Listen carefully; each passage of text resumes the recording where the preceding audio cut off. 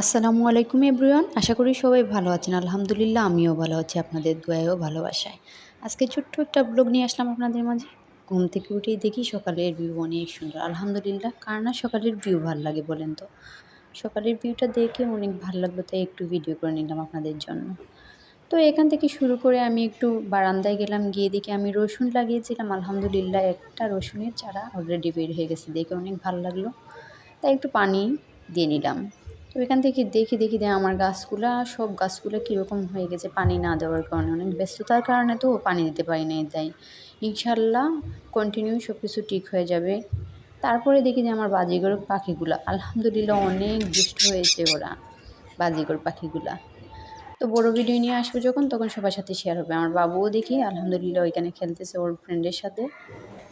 ও continue খেলে অনেক দাও। জ্বালায় মাঝে মধ্যে। আলহামদুলিল্লাহ সব কিছু নিয়ে আমি ভালোই আছি। তো সবাই আমার পাশে থাকবেন। আজকে ছোট্ট একটা ব্লগ নিয়ে আসলাম। আলহামদুলিল্লাহ সবাই আমার পাশে থাকবেন। তো বিদায় নিলাম। আসসালামু আলাইকুম।